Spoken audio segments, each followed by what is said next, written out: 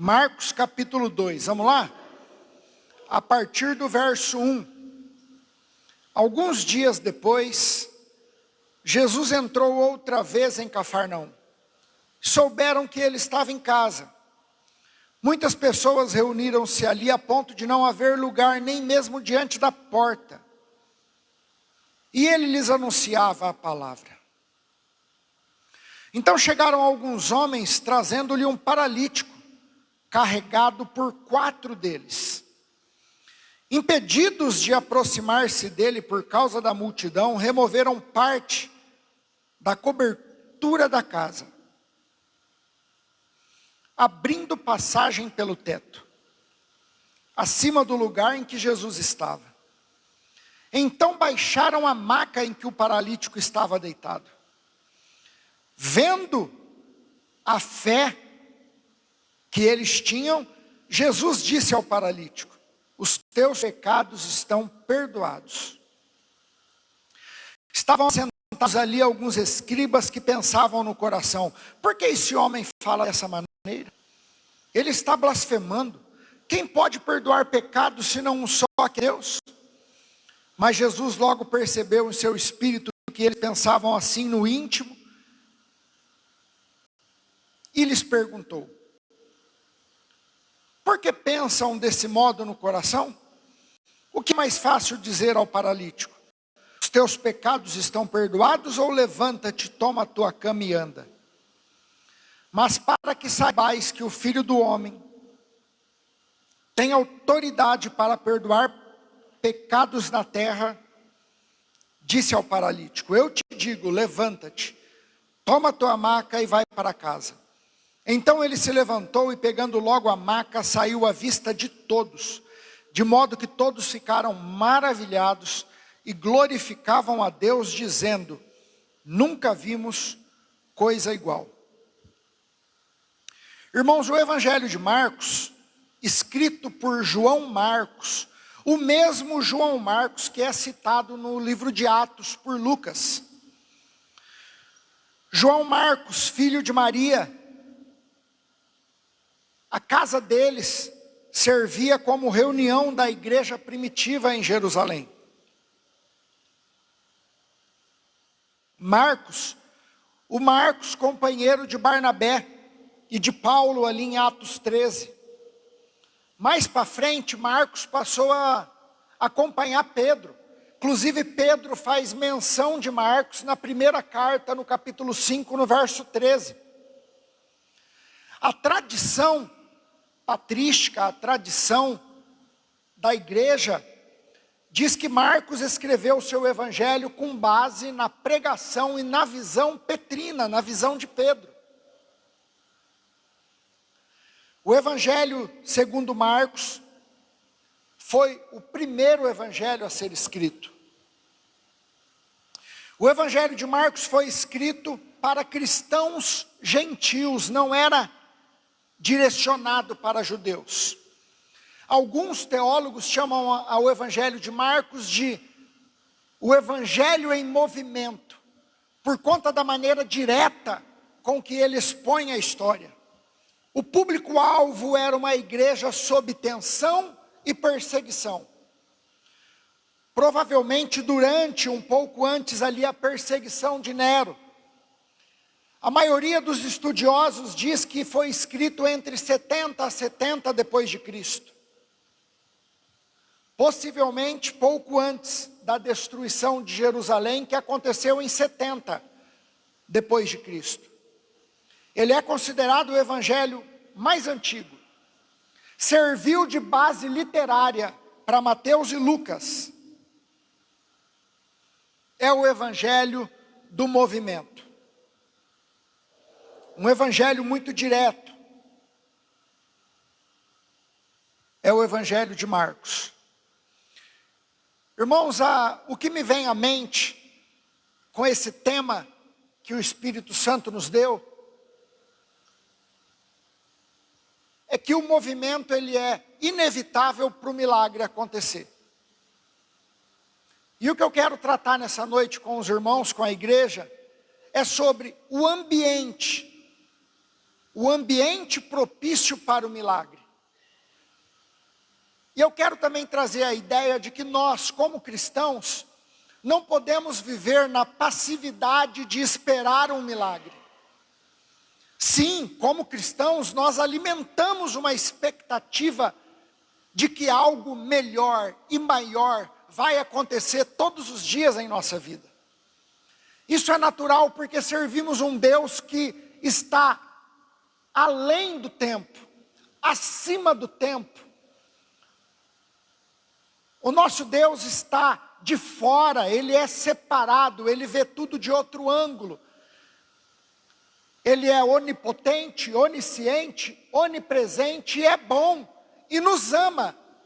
Então, uma vez que temos essa aliança com Deus, entregamos nossa vida a Cristo e caminhamos com Ele, é natural que alimentemos uma expectativa de milagre à espreita, de que o milagre anda ao nosso derredor e que pode acontecer a qualquer momento, porque o nosso Deus é bom e tem os olhos estendidos sobre nós, tem a sua mão estendida para nos abençoar. Então sim, eu espero diariamente as bênçãos do Senhor, o cuidado dEle para comigo, mas também alimento a expectativa que através de mim, Ele faça um milagre na vida de quem está ao meu lado.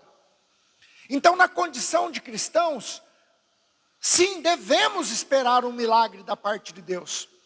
Mas mais do que isso, devemos estar disponíveis para que o Espírito Santo, através da minha vida, opere um milagre na vida daquele que foi eleito, escolhido. Então, quando nós falamos de milagre, eu tenho a cautela, o cuidado de não impulsionar você a ser alguém que busca milagre o tempo todo, visando as suas necessidades apenas, mas que nós sejamos pessoas que alimentam uma expectativa de que o melhor do Senhor ainda está por vir na nossa vida, mas que ao mesmo tempo estejamos dispostos a sermos canais de Deus para que Ele opere um milagre na vida das pessoas que nos cercam. Não apenas ser curado, mas que através de mim Deus cure. Não apenas ter o meu casamento restaurado, mas que através de mim Deus restaure casamentos. Não apenas ter uma porta de emprego aberta, passar no concurso, ser abençoado financeiramente, mas que através de mim Deus aponte o caminho para quem está na escuridão. Que através de mim Deus abençoe financeiramente alguém. Eu não espero apenas um milagre, eu quero ser um canal de milagre nas mãos do Senhor. Isso é ser cristão. Isso é andar com Deus. Hebreus 11:6 diz que sem fé é impossível agradar a Deus. Eu quero começar essa mensagem falando sobre o ambiente propício para o milagre. Eu já destaquei que milagre não pode ser algo que a gente ambiciona apenas para as nossas vidas. Tem que ser algo que eu quero que aconteça na vida do meu irmão através da minha, para a honra e a glória de Deus. Essa é a ótica que eu quero entender milagre. E quero começar dizendo sobre o ambiente. Qual é o ambiente mais propício para o milagre acontecer? Como que eu faço para poder criar um ambiente para o milagre fluir na minha vida e através de mim? É com base nesse texto que eu quero trazer essa ideia, essa palavra da parte do Senhor e compartilhar com você essa mensagem. Então, o primeiro ponto que eu quero trazer aqui, sobre criar um ambiente para o milagre, é dar o primeiro passo. Porque o milagre acontece no caminho. O desafio é a gente dar o primeiro passo. O desafio é a gente começar. O desafio é tirar a ideia do papel. O desafio é colocar em prática aquilo que eu tenho conhecimento. Por isso que Salomão fala tanto de sabedoria, porque sabedoria é conseguir praticar aquilo que eu conheço na teoria. Isso é muito desafiador, porque conhecimento nós temos muito. Nós sabemos o que tem que comer para perder peso. Nós sabemos como que temos que administrar o dinheiro para poder economizar e prosperar. Nós sabemos que precisamos estudar. Nós sabemos que temos que orar. Nós sabemos que temos que ler Bíblia. Nós sabemos que precisamos jejuar. Nós sabemos que é função nossa evangelizar. Olha quanto conhecimento teórico nós temos. Sabedoria é conseguir fazer toda essa teoria virar prática. Sabedoria é conseguir tirar da mente e fazer palpável nas mãos. Sabedoria é saber aonde eu quero chegar e conseguir chegar através de estratégia e planejamento. Eu não vejo um ambiente para o milagre aonde não há a iniciativa da partida. Imagine só que você tem um sonho, uma visão, um propósito de montar um negócio, de criar um ministério, de começar um projeto nas redes sociais, de lançar um produto digital, de evangelizar alguém no teu trabalho. Nós temos tantos projetos. Imagine só que você tem algo que Deus te mostrou, que Ele te revelou, que Ele te dirigiu, está na tua mão, você sonha com isso, está na tua mente. Você concorda comigo que Deus não vai trabalhar enquanto você não dá o primeiro passo? Não ligar o motor, engatar a primeira e sair. O milagre da vida de Abraão não aconteceu quando Deus disse a Abraão, sai da tua terra. O milagre aconteceu quando ele saiu da terra. A ideia aqui de termos um milagre no meio do caminho, fala muito comigo a respeito dessa iniciativa de tentar. E eu não estou falando de tentar de maneira irresponsável. Como é que eu sei então, irmão, que a minha tentativa está aceita por Deus? Como que eu sei que a minha tentativa vai ser respaldada pelo Senhor? Como que eu sei que o meu primeiro passo vai ser ancorado pela justiça? Eu te respondo de algumas formas. Primeiro, tenha uma palavra. Tenha uma direção. Tenha um apontamento. Ouça Deus falar com você, tenha uma direção do Senhor. Foi Deus que falou? Foi Ele que colocou esse sentimento, esse desejo, essa ambição no teu coração? Deus está nesse negócio? Você tem uma palavra? Já é o primeiro ponto. O segundo ponto, analise a sua motivação. Você quer fazer para quê? Por quê? Para quem? Com que objetivo? Com qual propósito? É mesmo para a glória de Deus? Para que você está buscando essa prosperidade, essa independência financeira, esse recurso financeiro?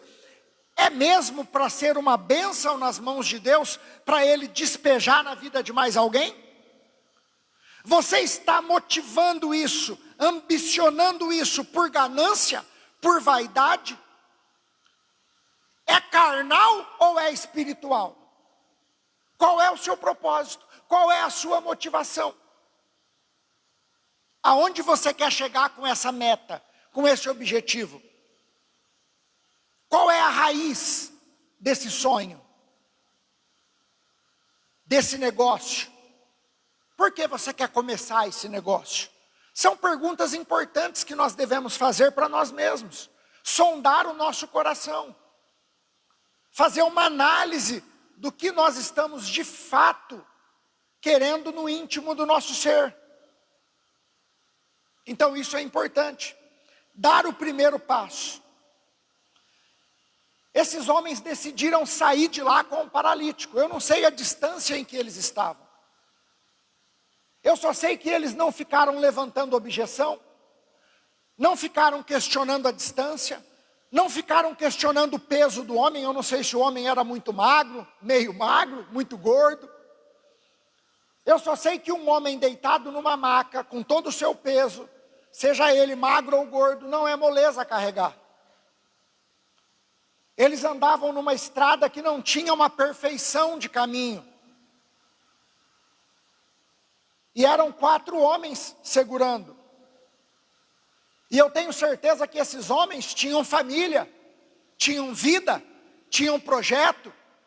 Mas eles decidiram que naquele momento, a vida do seu amigo era mais importante do que a deles. E decidiram carregar aquele homem até Cristo. Eles deram o primeiro passo. Saíram do lugar de conforto. Saíram do lugar da ociosidade. Saíram do campo das ideias. E colocaram em prática. Colocaram a mão na massa. Eu percebo que o milagre acontece no meio da jornada, porque Deus quer enxergar em nós a atitude de agir pela fé. Dar o primeiro passo quando eu não vejo nada. Sair sem saber para onde. Foi assim que Abraão fez. Foi assim que Davi fez quando deu o primeiro passo em direção a Golias. Alguém duvida que Davi estava com medo? Eu tenho certeza que ele estava apavorado. Agir em fé não é agir sem medo, mas é agir com a convicção de que mesmo com medo, Deus está no controle e vai conduzir cada passo que eu der. Então nós precisamos dar o primeiro passo. Tem que haver um deslocamento. Tem que haver uma iniciativa. Tem que haver a decisão de começar. Comece. Seja ousado. Em toda a Bíblia, os milagres estão ancorados na decisão humana de começar algo que Deus mandou iniciar.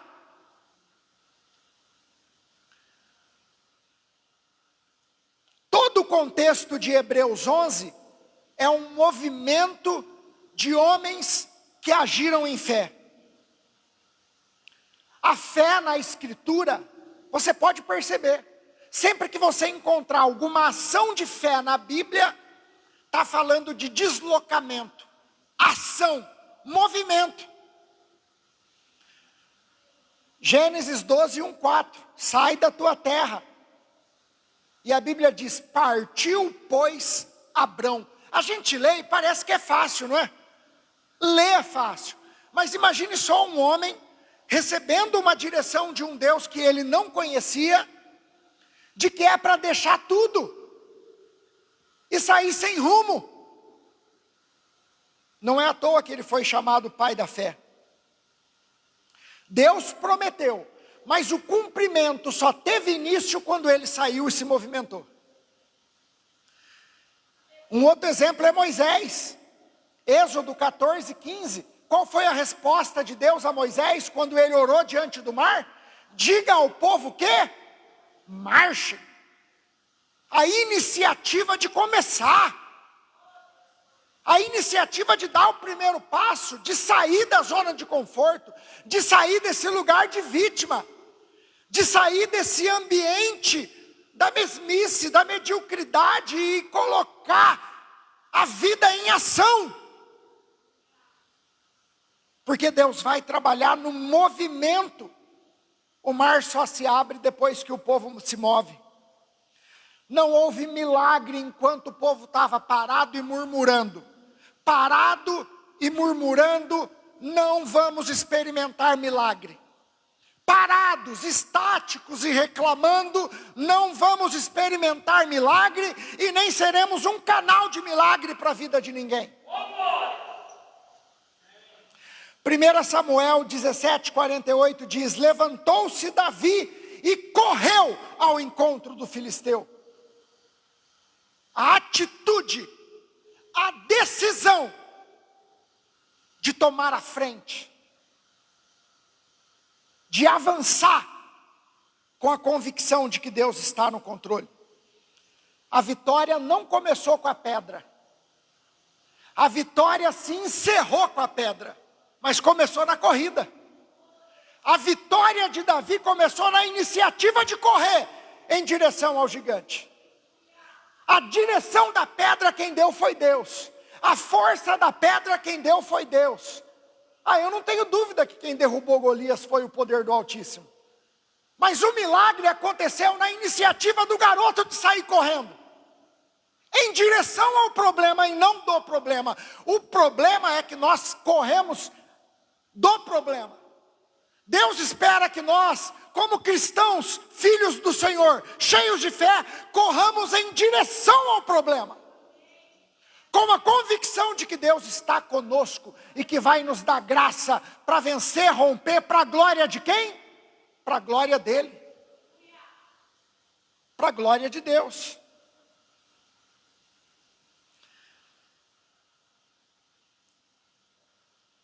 Movimento em direção à promessa, iniciativa diante do impossível. Eu sou apaixonado por aquele texto, pastora, que diz que as mulheres saíram ao encontro do corpo de Jesus levando especiarias. A Bíblia diz que elas prepararam especiarias e foram ao encontro dele, mas o que me chama a atenção é que elas sabiam que o túmulo estava fechado com uma pedra que nem 5 homens conseguiriam remover, porque pesava tonelada. A pedra de uma tumba naquele tempo era extremamente pesada. E a pedra da tumba de Jesus principalmente. Além da pedra, tinham oficiais romanos guardando o túmulo. Aquelas mulheres poderiam ficar dentro de casa com as especiarias que foram preparadas, discutindo: a gente vai, não vai, vai que horário? A Bíblia diz que elas saíram no primeiro dia da semana, no primeiro horário do dia, de manhã bem cedo. Elas não se importaram se ia chegar lá, ia ter pedra, ia ter oficial romano. Elas decidiram partir, e no meio do caminho, a Bíblia diz que um anjo removeu a pedra. A pedra será removida do teu caminho no momento que você decidir sair. A pedra vai ser removida no momento em que você decidir dar o primeiro passo. A pedra só é removida quando a gente decide andar. Enquanto nós estivermos parados, fazendo continha, elaborando cálculos, pensando com uma mente humana, o raciocínio lógico não vai nos levar para o milagre. O que nos leva a viver um milagre é a atitude ousada de sair de casa em direção a Cristo. Mesmo que tenha pedra, mesmo que tenha oficial romano, mesmo que ele esteja morto, porque elas foram encontrar um corpo morto. E tiveram fé para ir, mesmo assim, elas não sabiam que ele tinha ressuscitado. E mesmo assim, pastor Rivaldo, elas prepararam o melhor. E foram de manhã, bem cedo. Quando a gente decide buscar o reino em primeiro lugar, todas as coisas são acrescentadas. Qual é o ambiente propício para o milagre? Para eu receber e ser um canal para Deus fazer. O milagre genuíno acontece aonde Jesus está. Segundo lugar, Jesus tem que estar lá. Irmãos, preste atenção. Quando Moisés fez o pau ali, o cajado virar serpente, a Bíblia diz que os magos do Egito fizeram a mesma coisa, bruxaria, magia negra. A Bíblia diz que Saul foi consultar uma bruxa, e o suposto espírito de Samuel desceu. A Bíblia diz no livro de Atos que uma moça tomada por espíritos malignos adivinhava o futuro das pessoas. Nós estamos cercados de situações místicas porque o mundo espiritual é real. Magia existe. Minha mãe me contava que uma vizinha próxima, quando ela era jovem, sofreu de um mal súbito. Toda madrugada, 3 horas da manhã, a mulher levantava. e tomava aproximadamente 30 litros de água, pastor, e não dormia mais, toda noite. Era uma sede que não acabava, ela tomava mais de 20 a 30 litros de água, até das 6 horas da manhã. Entraram em contato com um macumbeiro de São Paulo, aqui em Araçatuba não deram jeito. O cara veio de São Paulo, fez um feitiço, fez uma macumba, para desfazer o trabalho que tinham feito para ela, porque descobriram até quem foi, e no outro dia a mulher dormiu e não bebeu mais água. Milagres acontecem no mundo espiritual até pelas mãos de Satanás. Então a questão não é um milagre, a questão é quem faz. E eles foram em um ambiente onde quem estava na liderança, no centro, era Jesus. Tem gente que procura milagre no candomblé, na umbanda, na quimbanda, na mãe de santo, no espiritismo, nas religiões, nas seitas, nos profetas, em todo lugar. Ah, mas ele carrega o título de profeta, Balaão também carregava. Jesus está lá, Jesus está nessa igreja, o Senhor Jesus está nesse negócio. Quando o milagre acontece pela mão de Jesus, ele vai ter sempre 2 fundamentos. Ele vai ter sempre 2 direcionamentos. Quando o milagre vem da mão de Jesus, ele sempre vai glorificar e exaltar o Pai. E ele sempre vai levar a pessoa que recebeu o milagre e as pessoas ao redor dela para o quebrantamento, a salvação e ao arrependimento. O milagre operado por Jesus sempre vai ter essa função. Todo milagre que Jesus operou carregava essa essência, glorificar o Pai e levar à conversão quem recebeu o milagre e as pessoas que o cercam. Quando Jesus libertou o endemoniado de Gadara, aquele homem foi salvo, liberto, milagrosamente liberto. Ele foi curado, liberto, e surgiu um desejo no coração dele, genuíno. Qual era o desejo? Seguir a Cristo. Ele disse para Jesus, deixa eu ir contigo. Aí o que Jesus disse para ele? Volta para sua casa. Todo milagre tem essa função. O milagre tem a função de exaltar o Pai, salvar e fazer quem recebeu o milagre se estruturar na fé, e aquele milagre servir de testemunho para alcançar outras pessoas. Esse é o milagre operado por Jesus. A presença de Jesus é o ambiente do verdadeiro milagre.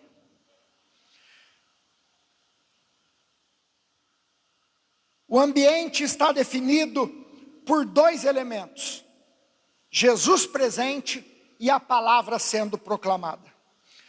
Irmãos, nem todo sinal é milagre de Deus. Como eu já disse,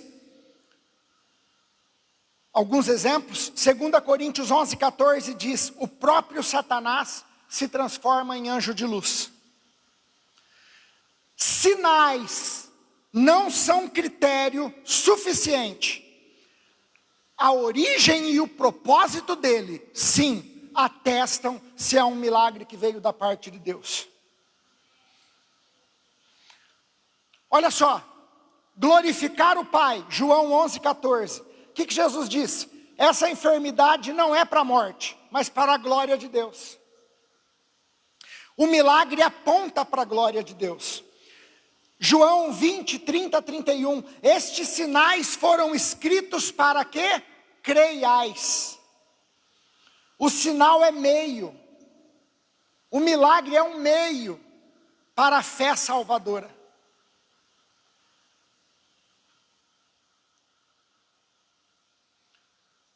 Como que eu sei que o Senhor Jesus está atuando? Como que eu faço para saber se é o Senhor Jesus que está liderando aquele ambiente? Como que eu faço para saber se o Senhor Jesus está lá de fato? Tem uma evidência. Tem um jeito de descobrirmos. A Bíblia diz que o Senhor Jesus fazia o que na casa? Ensinava a palavra. Irmãos, não se engane, aonde Jesus está, a Bíblia será aberta. Aonde Jesus está, a palavra será pregada de forma expositiva e fiel. Aonde Jesus está, o Evangelho será pregado, e a verdadeira mensagem do Evangelho é: arrependa-se. Arrependa-se. Arrependa-se e creia que o reino de Deus está próximo. Aonde Jesus está, a palavra de Deus é pregada. Então, é duas evidências muito fortes para você entender que é um ambiente propício para o milagre: a presença de Jesus e a pregação do Evangelho. Jesus não estará aonde o Evangelho não é pregado, porque Jesus é o Evangelho. O milagre genuíno nasce da presença de Cristo, exalta a glória de Deus, conduz ao arrependimento e à fé. Eu vou repetir, eu quero que isso fique cravado no teu coração. O milagre genuíno, ele nasce na presença de Cristo, exalta a glória de Deus, conduz ao arrependimento e à fé, e está fundamentado na palavra, está fundamentado na Escritura. O ambiente do milagre em Marcos 2 não é apenas uma casa cheia, é uma casa cheia da presença de Cristo. Jesus tem que estar nesse negócio. Jesus tem que estar reinando em nosso coração, reinando em nossa casa, reinando no nosso negócio, reinando na nossa família, reinando na nossa comunidade. O Senhor Jesus tem que reinar. Aonde o Senhor Jesus reina, a palavra de Deus ganha espaço. E aonde a palavra de Deus ganha espaço, inevitavelmente eu vou ser um homem mais santo, mais piedoso, mais generoso, mais sensato, mais separado. Qual é o ambiente para o milagre? Número 3. O milagre também passa por pessoas e ambiente. Eu abri o celular hoje e eu entrei no Instagram e dei de cara com uma postagem de um grupo no carnaval. Pensa numa massa de gente. Aí abriram um meio assim, tinha alguém filmando. Fizeram uma roda. Eles fizeram a roda porque aí ia todo mundo para o meio da roda e começar a pular. E levaram uma cadeirante. E a cadeirante estava animada, no vídeo aparecia ela mexendo os braços, aquela muvuca, aquele ambiente, carnavalzão, pegando fogo. E aí separou tudo, aquela mulherada animada, separaram tudo, fizeram aquela roda. Na hora que deram o sinal, a cadeirante foi a primeira a dar o primeiro passo. Ela chamou a turma. Mas no meio da muvuca ela caiu da cadeira e foi pisoteada. E aparece no vídeo. Na hora que perceberam, eu não sei se morreu, se não morreu, mas foi aquele desespero.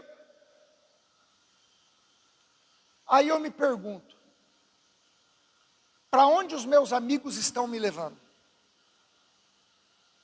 Para onde as pessoas com quem eu me relaciono me levam?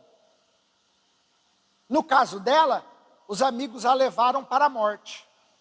No caso dele, os amigos o levaram a Cristo. Então, cautela, cuidado.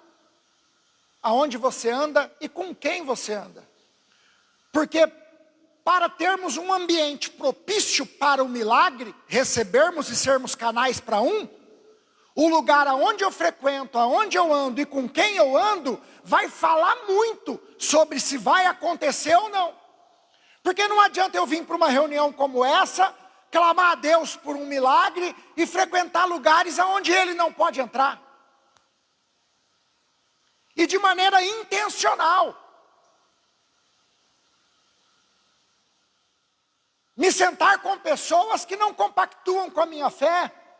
Fazer aliança com pessoas que são céticas com relação ao meu Deus. Pessoas que fazem brincadeira com a Bíblia. Gente que fazem piadas obscenas. Com quem está me influenciando? Com quem eu estou andando?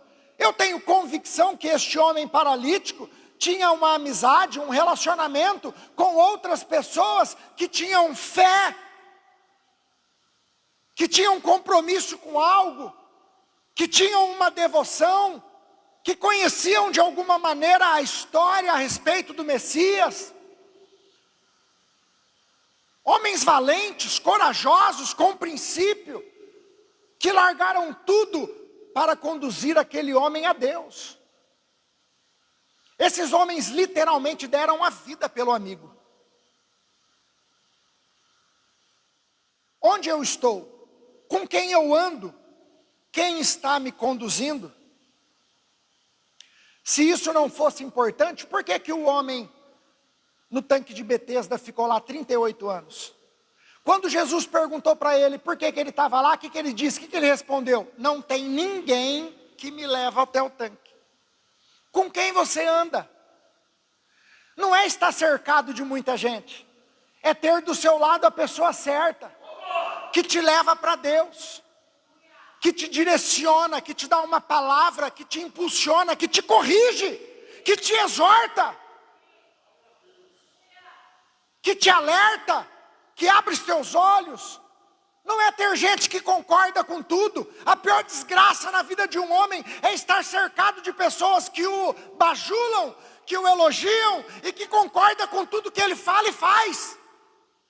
Se nós não tivermos pessoas ao nosso redor para colocar o dedo no nosso nariz e dizer: você está errado, não é assim que trata a sua esposa, não é assim que você tem que conduzir a sua casa, não é dessa forma que você tem que servir a Deus. Se nós não tivermos amigos, porque amigo é aquele que fala o que a gente precisa ouvir. Amigo não deixa para trás, amigo leva junto, mesmo que preciso for te carregar.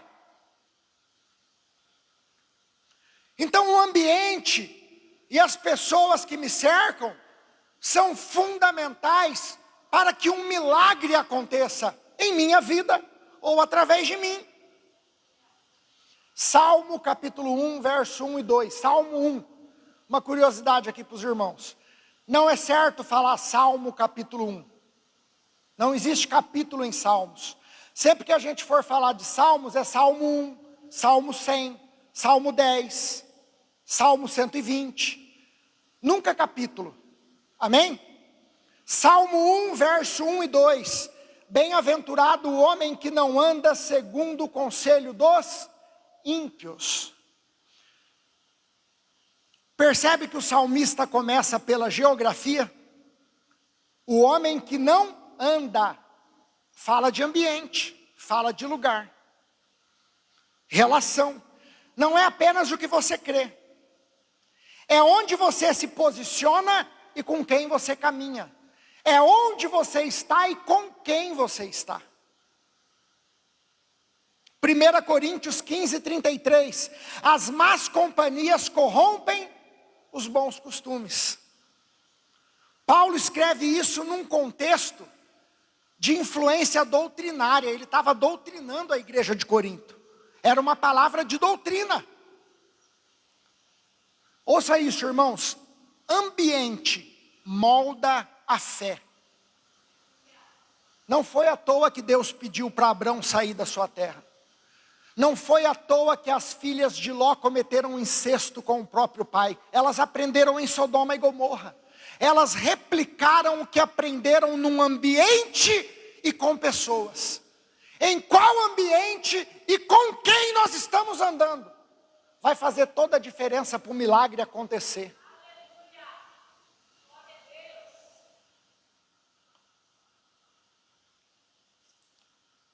38 anos no mesmo lugar, porque estava cercado de gente que, como ele, estava olhando para o próprio umbigo.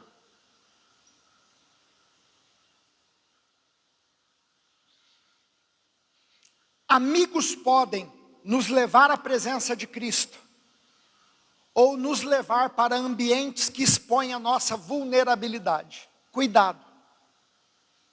Cuidado com as alianças que você faz, com os contratos que você assina, com quem você come.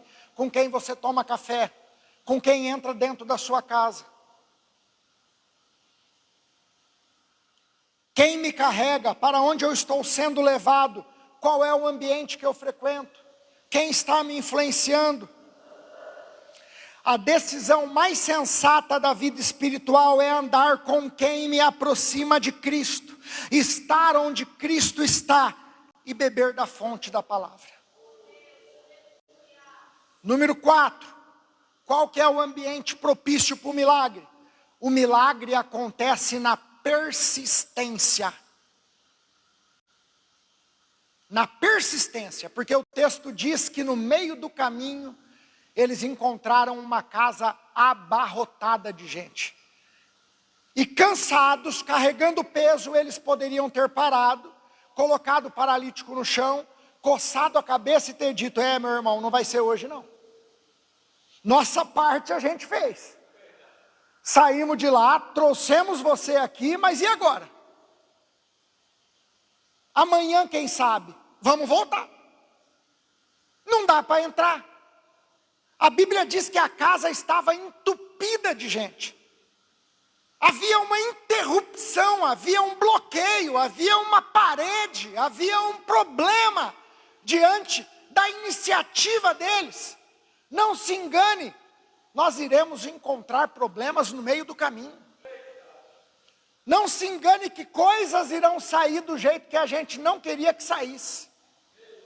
Receberemos respostas que não queríamos receber. Coisas irão acontecer que não é do nosso agrado. Eles esperavam que iam encontrar Jesus em casa, com pijama, pronto para dormir, ou então tomando um café da tarde ali com Pedro. Cafarnaum era um lugar de descanso para Jesus. A Bíblia começa dizendo no capítulo 2 de Marcos que ele voltou para casa, era um lugar de descanso. Mas Jesus já era comentado em toda a região, e quando ficaram sabendo que ele estava lá, a multidão entupiu a casa. E Jesus não dispensa ninguém. Ele começou a ensinar.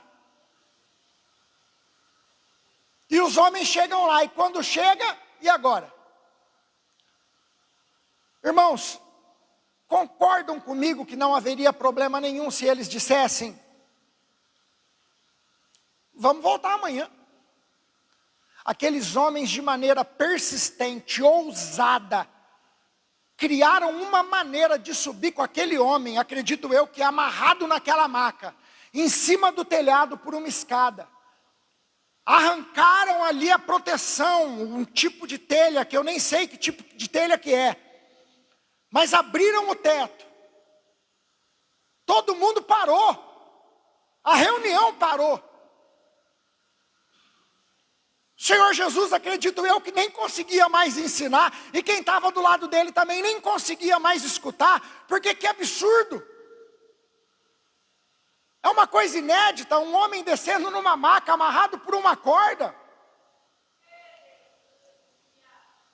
Eu consigo ver aqui uma persistência absurda. Sabe qual que é o problema? O problema é que a gente para no primeiro obstáculo, isso é do ser humano. A gente para, a gente desanima. A gente questiona, murmura, fica emburrado, fica amargurado, se chateia. Porque não saiu do jeito que eu imaginava que ia sair. Mas não se esqueça que você tem uma palavra. E não se esqueça que você deu o primeiro passo. E não se esqueça que você deu o primeiro passo em direção a Cristo. E sempre que a gente dá um passo em direção a Cristo, a nossa caminhada não será em vão. Porque Filipenses, Paulo diz que aquele que começou a boa obra é fiel para completá-la até o dia de Cristo Jesus. Tenha persistência. Permaneça. Você está sendo testado. É um teste, para ver até onde você vai. O texto diz que não podendo aproximar-se dele por causa da multidão, descobriram o telhado. A multidão impediu a entrada, o acesso foi bloqueado. O caminho comum foi fechado. Muitas vezes o caminho natural, o caminho comum será fechado para nós. Persistência é fé prolongada. Persistência é fé prolongada. A fé deles não terminou na porta da casa porque estava cheia de gente. Ela procurou um outro acesso. Não pare cedo demais. Não desista cedo demais. Persistência é fé que se recusa a parar. Olha o que diz Gálatas 6:9. E não nos cansemos de fazer o bem, porque a seu tempo ceifaremos, se não desfalecermos. A colheita está condicionada à permanência. A colheita da sua semente, a recompensa da sua fé, está diretamente conectada com a sua persistência. Hebreus 10:36, com efeito, tendes a necessidade de perseverança. Promessa exige perseverança, não apenas início. Convenceram o paralítico, carregaram o paralítico, superaram a distância, enfrentaram a multidão, criaram uma estratégia, romperam a estrutura, não voltaram como estavam. Se recusaram a voltar com o homem na maca. Eu percebo que muitas vezes o problema da minha vida é a passividade excessiva. Deus está no controle. Deus sabe todas as coisas. Mas eu vejo na Bíblia homens que tiveram uma coragem para poder avançar. Uma coragem para poder lutar contra o pecado.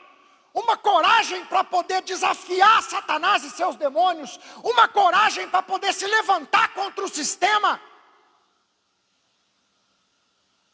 Eu não consigo ver outro meio pelo qual Pedro tenha sido crucificado de cabeça para baixo, porque Tiago tenha sido atravessado com uma espada. Eu não consigo ver um outro motivo pelo qual Estevão foi apedrejado, a não ser pela coragem de não se quebrantar diante do mundo, do sistema, do pecado e da minha natureza caída. A persistência de estufar o peito em fé e declarar: eu vou permanecer, eu vou avançar, é nisso que eu creio, eu não vim até aqui em vão.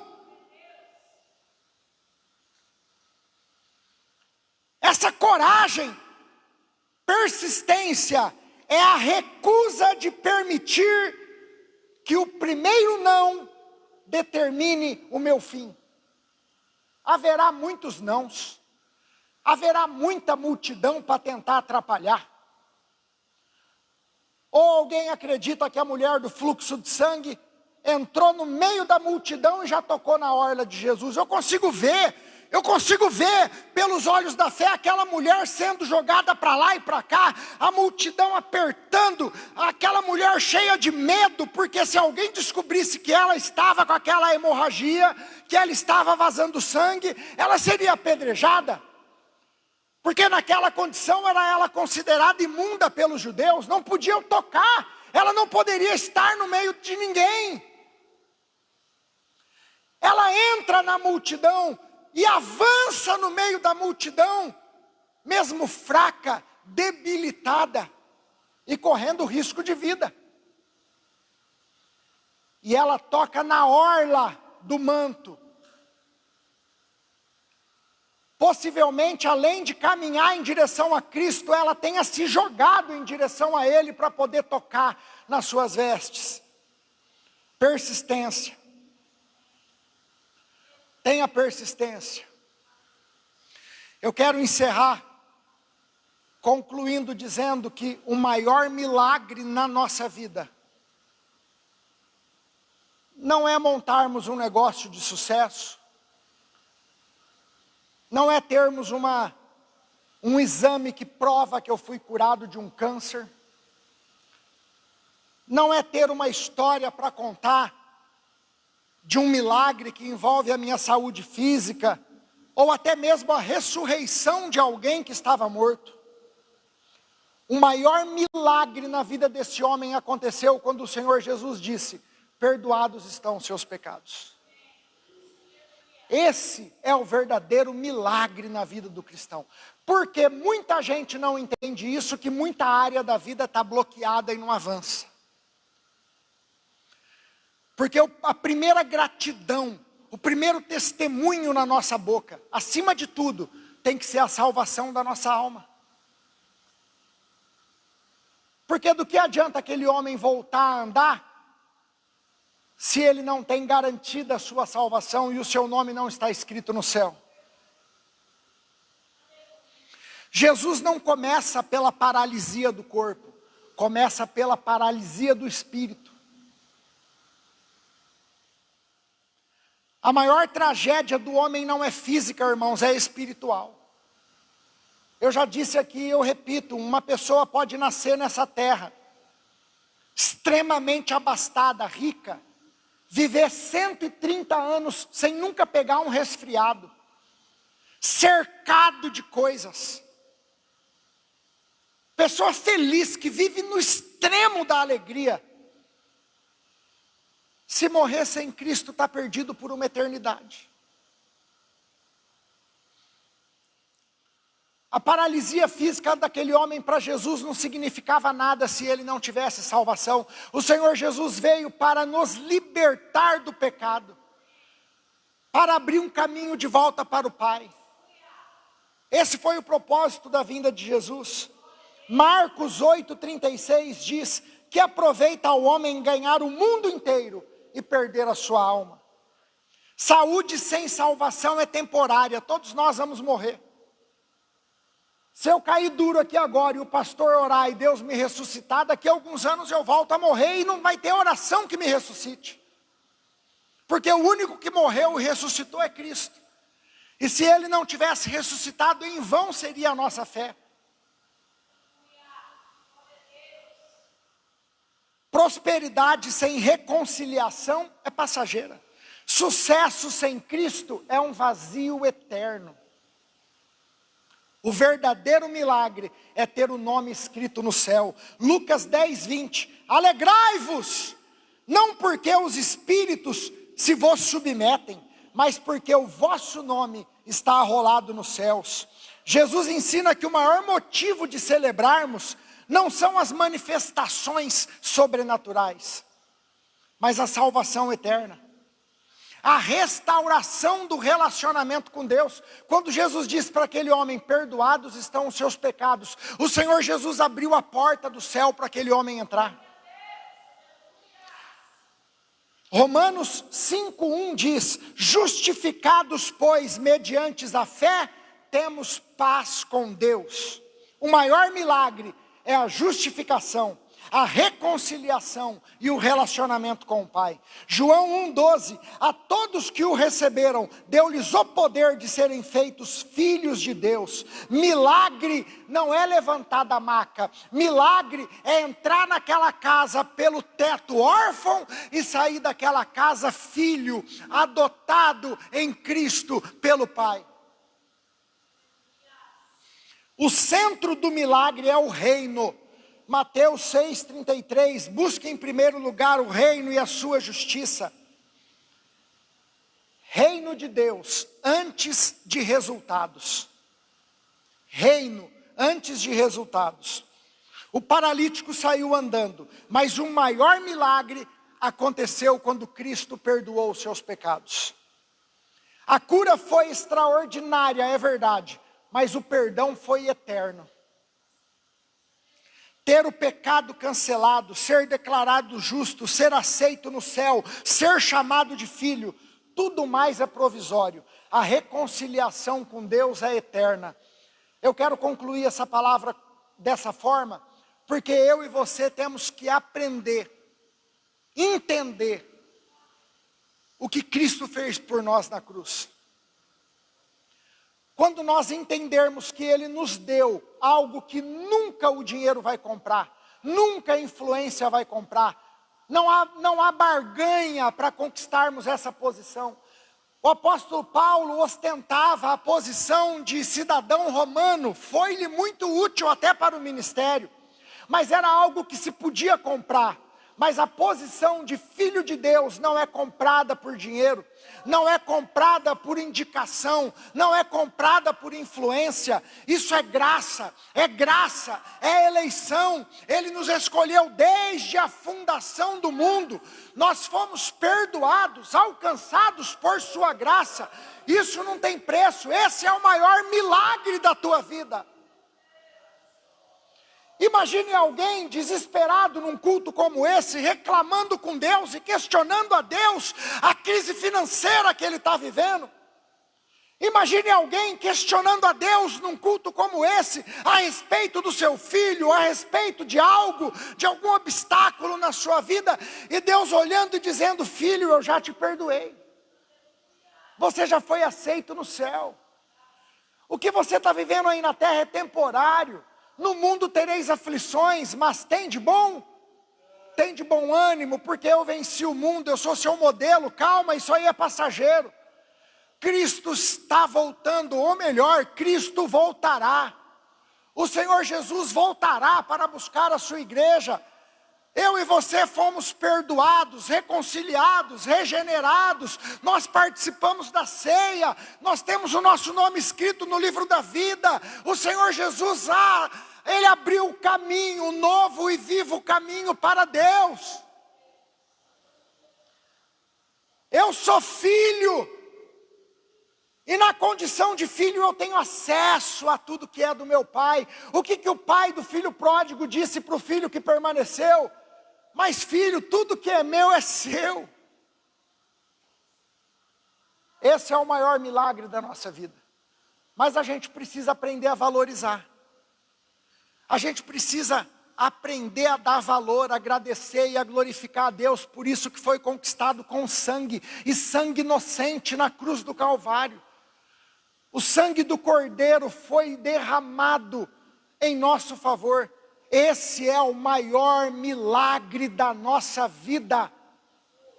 Pode sim, o Senhor pode nos prosperar, o Senhor pode abrir porta de trabalho, o Senhor pode curar nosso corpo, o Senhor pode prolongar a nossa vida como prolongou a vida de Ezequias, o Senhor pode operar maravilhas em nossa vida, nos levantar da cama como levantou a mãe de Pedro, o Senhor pode levantar o paralítico que estava ali na porta do templo, o Senhor pode fazer muitas coisas, mas não há nada mais impactante, mais extraordinário, mais perfeito do que a salvação da nossa alma. Porque vocês concordam comigo que para a doença a ciência dá um jeito, para a crise financeira com estudo e trabalho a gente dá um jeito, para tudo nessa vida a gente dá um jeito, mas para a morte ninguém dá jeito. E para a vida após a morte, pior ainda.